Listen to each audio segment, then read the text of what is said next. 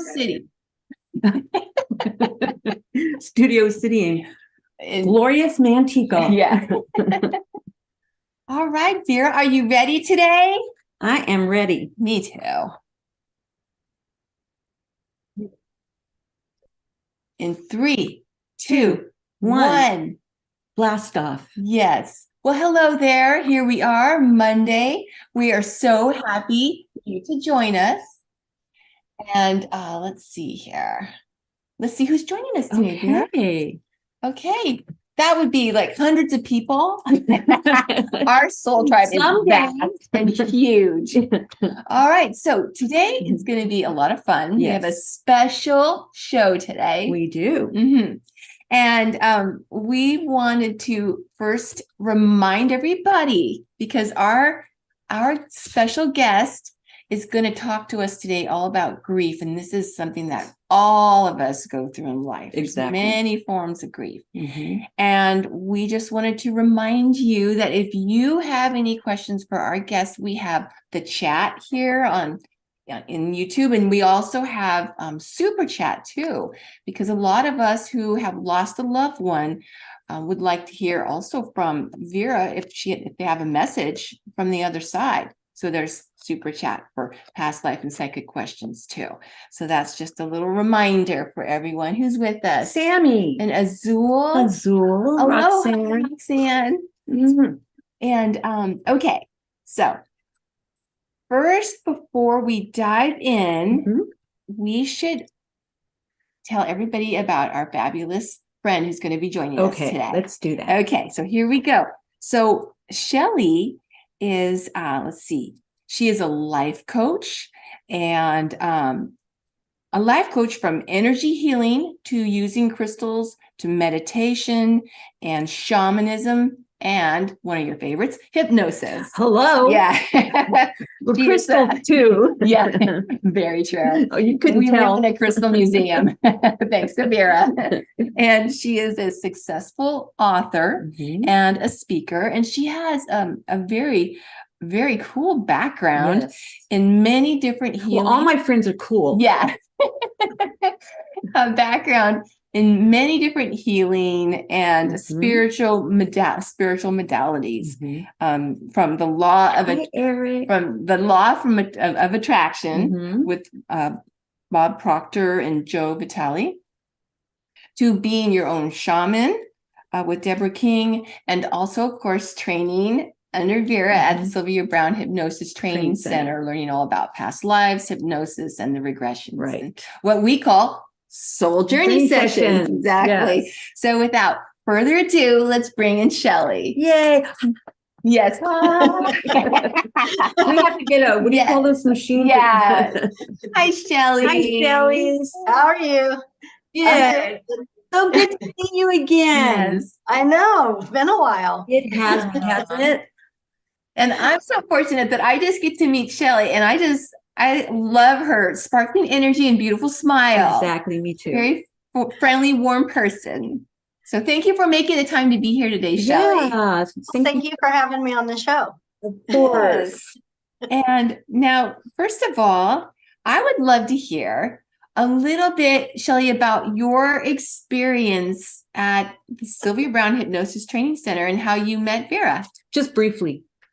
Well, I had taken some hypnosis classes. I wanted to dive a little deeper into past life hypnosis.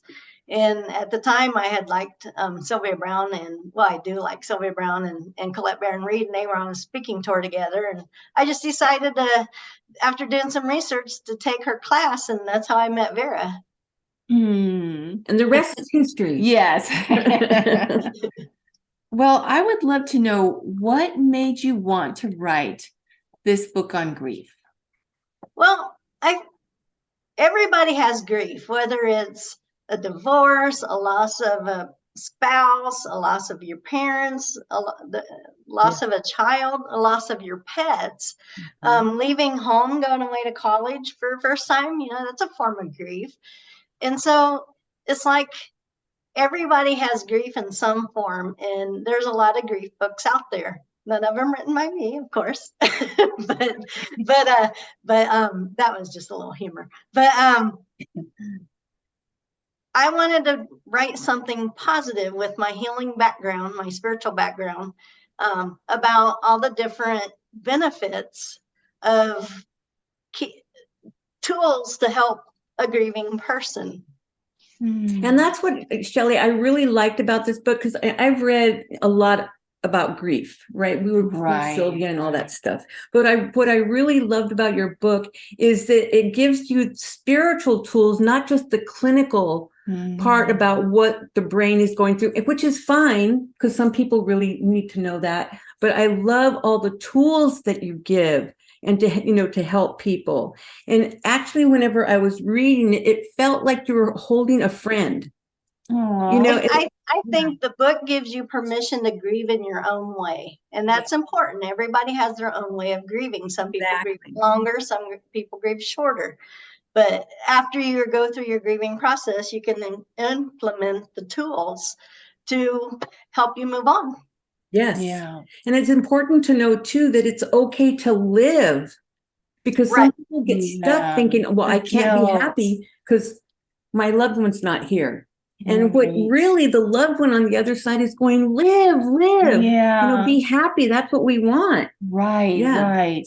Because if we could put ourselves in their shoes, here they are on this perfect environment and pure joy. And it's like, we wouldn't want to see our loved one being miserable and suffering and lonely and sad. I think people overlook the fact that, people up on the other side, they look down, they're in an all-loving environment, and they no longer hold any grudges or hatred or anything that are human traits.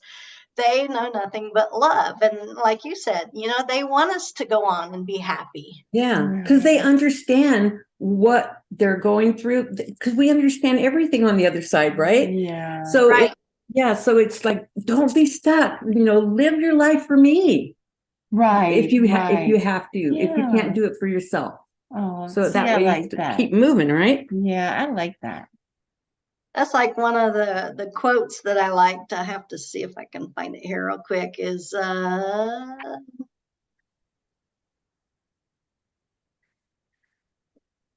even if you're grieving, you're still allowed to enjoy your life, however long or short it may be. It is precious too, and it shouldn't be wasted. It needs to be lived to its fullest. Exactly. See, I love that. And go ahead. You ask. No, you go right ahead. No, you go.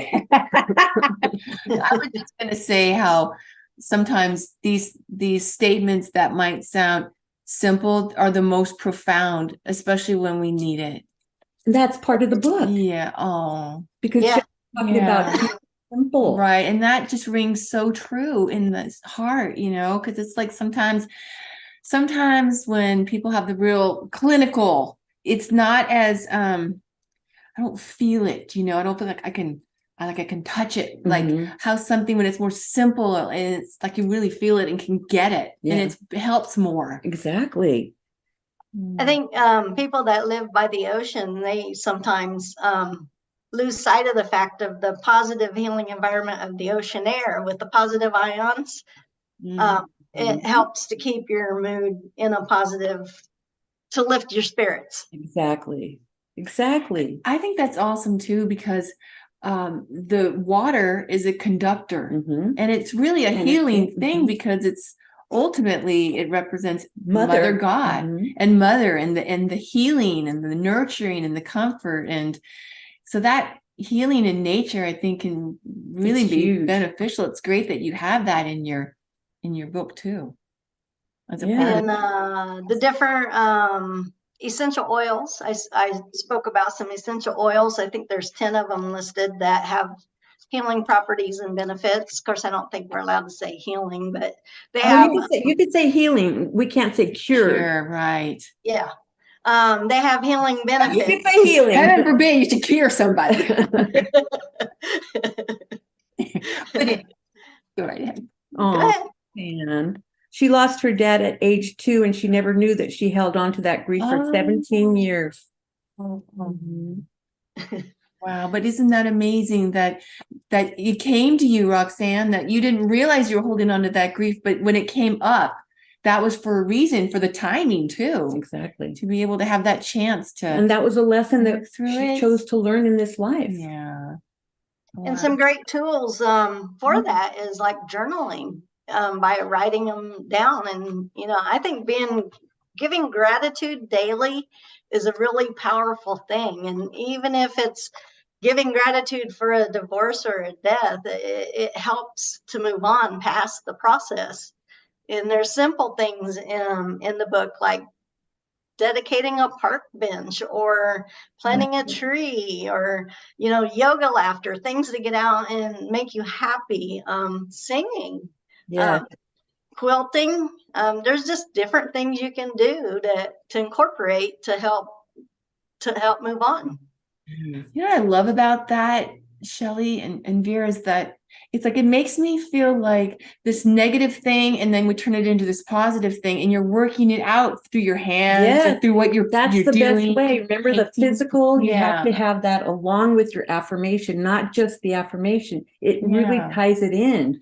Because Yeah. remember, I talked about Erickson in the hypnosis class and how he would have his patients go out and pull weeds. And they're like going, well, what the heck do you want me to pull weeds for?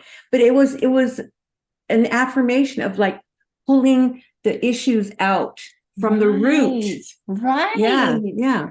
And I love that. I just feel like it makes me feel like it's not bottled up. Yeah. Like you're getting out the energy of it. Yeah. And a lot of times people are talking about, oh yeah, gratitude journal, because it's been used so much. But talk about what really it does to help having that gratitude and finding ways to be grateful, because that is huge. And we forget about that.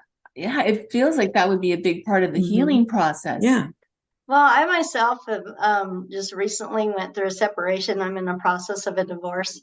And so, I was having a little bit of a downward spiral, and I had to go back and rethink when as I was writing the book, I had forgotten about gratitude. And I had gotten back into making it a daily practice of every night before I go to bed, and sometimes even in the morning when I first wake up, gratitude. I write it down because writing it down makes it more powerful than actually just saying it.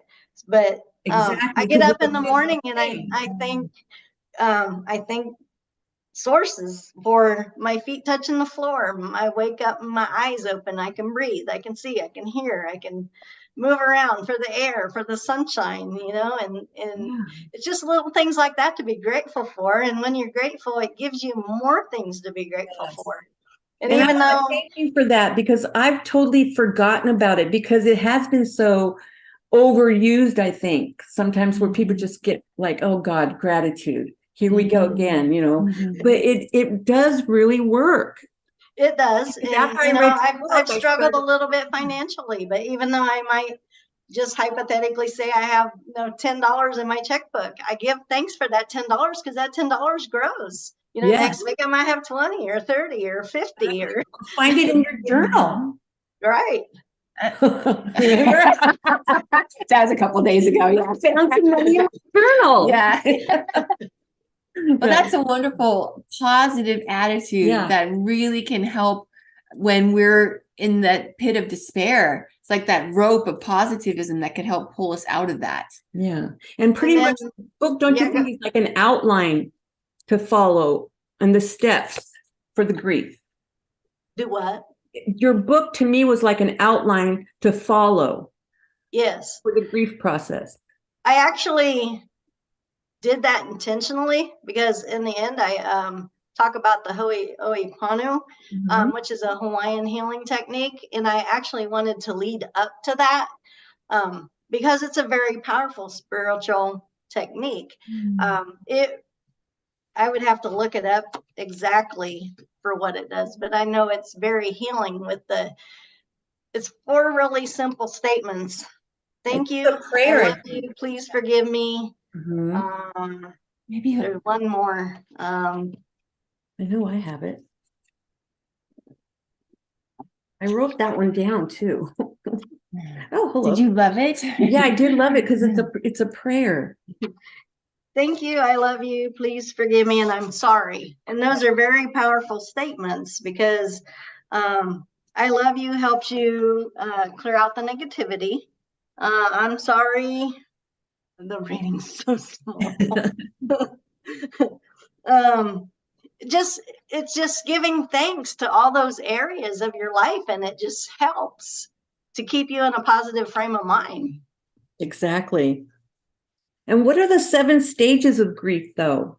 You've mentioned that in your book. The 7 stages. I know one is shock. I remember that one. Oh, yeah, I bet. Shock, and then there's denial. Mm-hmm. Of course, guilt has to be in there. Of course. I hate that one. I mean, I should say, but see, that's not good. Yeah, because it helps us learn. Yeah, exactly. I should say. Well, first is shock that it happened, and then you go into denial. Then the guilt and the pain set in. Then you it follows up with anger, because then you can just kind of get angry that it happened, and then you can fall into a depression, and then you finally accept it. Yeah, and I think there's bargaining in there too, because yes, and what would bargaining mean? Like, if I be a really good person, are you going to make this happen? Kind of bargaining, like talking to God. I guess. Is that what you mean? Yes. Yeah, because we always bargain, don't we? Right. Yeah. Just do this one thing for me. Yeah, exactly. Please, if you let this person stay, I'll do this or I'll do that, or you know. But, yeah. Healing. Is that's the last stage? Healing? I think it's acceptance. Acceptance is the last acceptance. Yes. Got you. And that is healing. The whole, right, because we have to work through all these different phases to be able to heal that wound. Exactly. And I think it's important to remember that it's okay to cry, and it's okay to be angry, and like I said, I think I already said this, the book gives you permission to grieve in your own way, and it's just it's okay. However you grieve is okay. But it's not healthy to hang on to grief for a long time. You need to heal and get to the place of love and be able to move on. Yeah. Because I know a couple of people that are like, they've been stuck for like 20 years. They lost a parent. Oh, and really? it's like they just can't. It's just been depression, and there's no way that you can tell them that they're going to feel better. Because I mean, I don't know, is that even a good way to say it? You're going to feel better eventually? Because when they're in the throes of it, I don't know. That's what we say to try to comfort people, but actually that's not what they really want to hear. Because, from past life regression, some people come in and that's just how their soul life path is going to be. They're going to grieve that their whole life. Right. Unless they choose to change and use the tools to turn their life around. Yeah. Because eventually we meet other people who become our spouses, or we get another pet, or I know it's hard to, when you lose a child, that's probably the hardest. I can't say I lost a child, but that would be one thing I don't want to experience. Right. Yeah, but I understand that part. Yeah. That, I think, to me, that would be the worst. Yeah. I don't want to have those experiences. but us believing in past lives, we're going to see them again. Exactly. And that's what really helps. It really does. Yeah. And so many times in other lifetimes, it's been the experience where we died first and they had to carry on. Yeah. So it's like a balancing of experiences. It's all individual and unique for all of us. Exactly. But it's very brave of us to be able to chart something like that. Yeah. And so it's definitely a strength. And now in your book, is there the positive through the grief that what is the positive that you come to through grief? Is there a positive that you mean towards the end, if you use all the tools? Yes. Well, there's always a positive once you heal. It's just getting to that point, and it's whether you choose to move on past the grief to heal. But any positive step is a step in the positive direction. Right direction, Yes. exactly. I guess what I meant to say is the positive that can be found through loss. There is a positive to be found through loss. I mean, I'm drawing a blank at the moment, but there is a positive. Once you heal, and the person you never truly lose someone unless you forget them. Yes, Yeah. that's true. And that's one of the quotes in the book that I liked is you never lose them unless you forget them, because they're always going to be in your memories. Exactly. Yeah. And it's so true. I mean, that's like the most beautiful aspect about it is what you were just saying, is that we never lose the person. And if, and we chart these things, and sometimes it's like, why?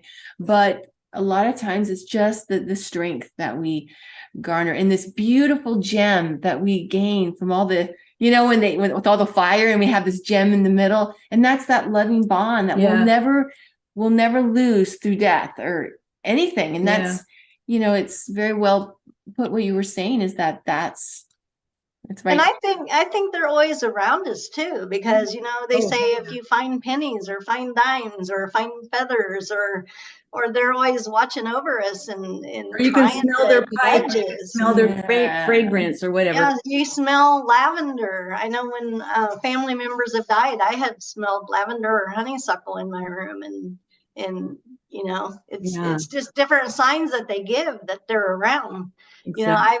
I've lost a pet, and then for like a couple weeks later, I could feel that pet jump up on the bed and lay down beside me. They let you know they're still there.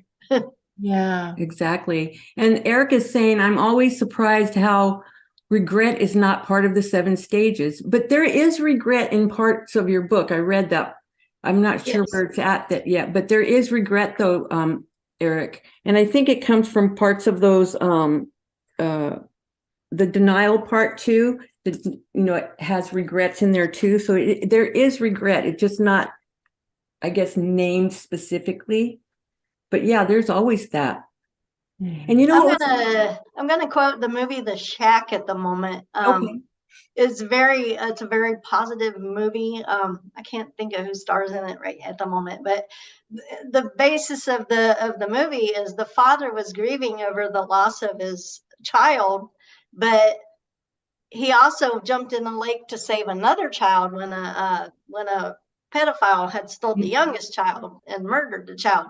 But in the gist of the story, the father was grieving so much that he forgot about his daughter, who was holding on to that grief so much that she felt responsible for the death of her sister. Yep. Oh, I see. And it's a very powerful movie, and if you haven't seen it, I would say I saw that. You need to see. Yeah. Wow. It's really a good book. It's been out for a while, but it's really good. I have it. Oh, really? Yeah, we should watch it. Okay. Yeah. We have another question for you, Shelley. Sure. Okay. So another question we have is, what makes your grief book different from other grief books that are out there? It was written by me. Yay! I like that. And that's awesome. That was so funny. But I think there's a lot of good books out there. Something for everyone. Exactly. But I think mine focuses more on the positive tools, where not all of them focus on the positive tools. They might have a couple things, but I've tried to incorporate a lot of different avenues into the book. Yeah. I know they have like grief workbooks out there, like 365-day affirmation type workbook. And there are positive grief books, but I think a lot of the grief just basically focuses on, just grief. Yeah. And that's what I was saying. It's more clinically written, some of them. The ones I've read anyway. Some of them are spiritually based too, but this one has a lot of different steps and different modalities, like you said before, and not just one, how do I say it? I don't want to just say just one type of spiritual perspective. Yeah, exactly. Because that's what I was, even just in introducing you, Shelley, I would want to read that book if I was going through grief, because of all the different types of modalities that you've studied in.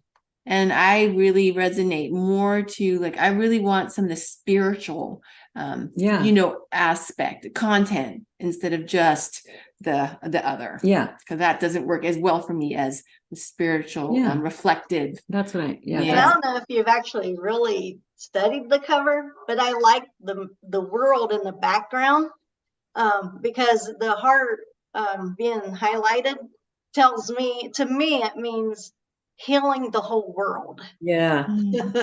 Yeah. It's that ripple effect, Yes. Yeah.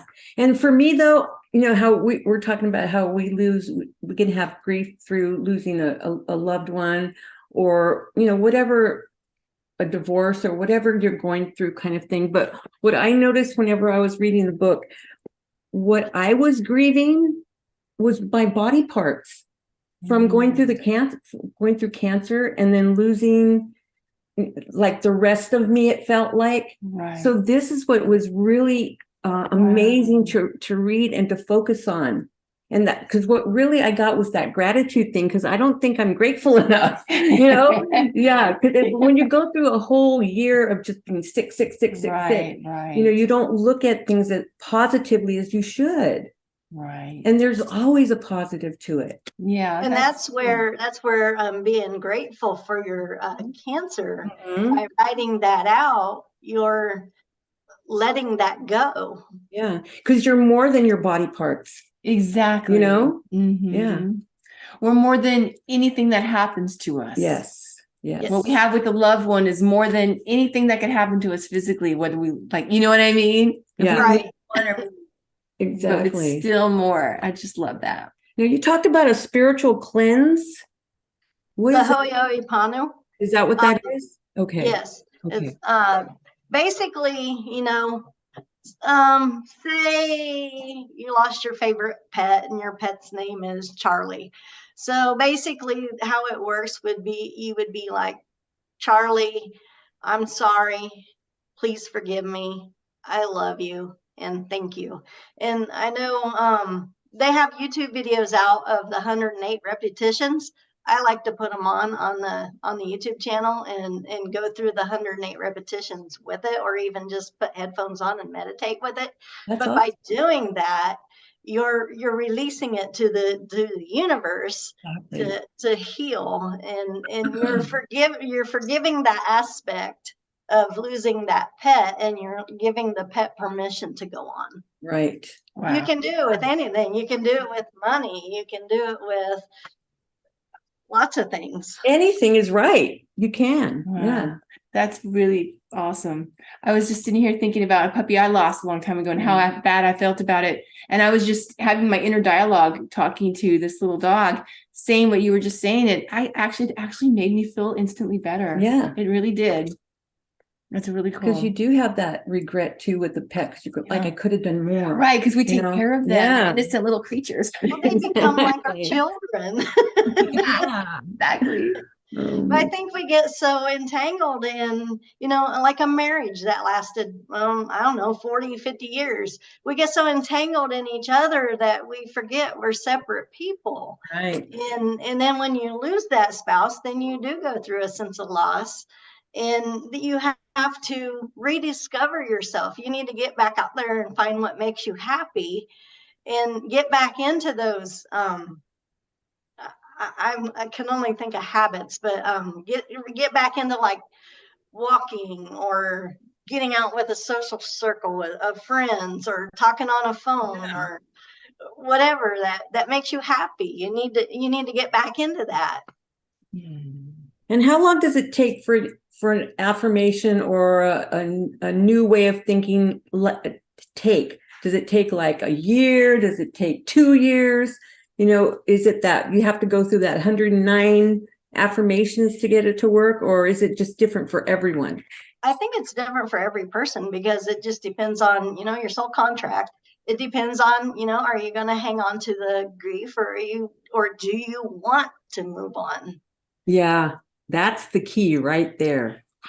If I Okay, I'm going to have my book. I'm going to have my soul journey session with Vera. Yeah. Seriously, I mean, we're going to show a soul journey session coming up. I shouldn't say, but we have a soul Yeah. journey session coming up on Saturday. We're going to show you and talk about. Vera did one for me last night, and it was so powerful. And there was some guilt that I'd been holding on to in another life, but sometimes, as And you we were know, grieving too. as we know, if we don't let go of it in this past life, then we will chart something in this life to work through it and give us the opportunity. Yeah, the guilt, the regret, the grief, that kind of feeling. And it was very powerful. I didn't think it would make me cry, but it was so good. And it's just such powerful healing. And it really turns something that feels so bad into something that feels good. You know, your happy personality is just so very inspiring, Shelley, for writing a book like this for those of us who are in grief to help us. And then, of course, as you know, the profound messages that you help people find in their soul journey session. It's just really good stuff. Good work, really. What you just said reminded me of something that I kind of wrote in the book, but I always admired Louise Hay. And, she says, what you hold on to becomes dis-ease in the body, which is diseases that grow within us. And that's why it's so powerful to let it go. Exactly. Yeah, exactly. Very much so. Living proof. Yeah. Yep. Thank you, Zeri. Thank you, Zeri. Look at this. He's got fireworks in it. You're a fox. That's really cute. We have some wonderful comments up here. I haven't read them all yet, but we read Eric's. That was, and it was good. I mean, that regret, that was good that you brought that up, but that is in the book. I know I read it. Yeah. Yeah, it's hard to remember everything. I know, but it was somewhere within those stages. I know it's in here somewhere. You have some more questions for Shelley? Did you have any questions for Shelley? I just wanted to share with everybody that if you would like to buy Shelley's book, hold it up, Shelley. For handling and managing grief, it's called, there it is, Moving Beyond Grief by Shelley Cummins. Yes. I'm going to get it. I already did. Yeah. And make sure that you leave me a review because, I'm not like a world-renowned author like Sylvia Brown or Deborah King or them. And the reviews, especially if you like the book, help me to sell more books. Of course. And it's a great gift to give someone that they could just have whenever they need it. Isn't that the truth? And sometimes too, maybe we haven't had a recent loss, but there might have been something that happened earlier in life that, you never know, right? It's always because there's some people that just keep saying, well, I lost this person and I lost this person and I lost this and I lost my job. And, and it's valid because you did lose those things, but then you have to find yourself within that loss. Right. And that's why this book really helps you kind of put your mind focused in a more positive way. And that just is another positive that we can find in loss, finding ourselves too. Exactly. And finding our way. And that's a beautiful and great thing. Highly recommend. It might not feel like it at the moment. This is not feeling beautiful. Really. But it really is. It is. Very spiritual, strong charts that we chart. Yes. All right. Is there anything that you want to leave us with, Shelley? Some pearl that we can take with us until they buy the book? I'll just say that grief is not a disorder and it's not a disease, and it's not a sign of weakness. It is an emotional, physical, spiritual necessity. It's the price we pay for love, and the only way to get past grief is to grieve. That's awesome. Really like that. That's the price we pay. Isn't that the truth? It's better to go down that path and never go and never get that beautiful reward. Oh, that's really good. Very nice. I like that. Thank you so much, Shelley. And we have to have you back on again because there's so much more in the book You know, Oh, is because there? I wanted to talk about the 12 stages. Oh, no, it's 12 spiritual laws of the universe that will help you with that too. So there's so much in there. So really, I truly highly recommend the book. It's really good. Excellent. Letting go of these feelings are very hard, but once you do, freedom. Freedom for sure. That was great, Julia. That was perfect. That's awesome. Well, thank you for having me on. I appreciate Thank it. you, Thank Shelley. you, Thank you for Shelley. joining us. Many We love you. blessings. Yeah. Have a good evening. You too. too. Blessings to all. And we want to thank our Soul Tribe for joining Yes, us. We Soul love you Tribers. all. And just a little reminder, if you buy any art print this week, you will get 10% off of a soul journey session with Vera. So very healing, very powerful experience. Yes. And we will see you on Saturday. Yay. Bye, Shelley. We love you. Bye. Love you Bye, too. Shelley. That was Yay.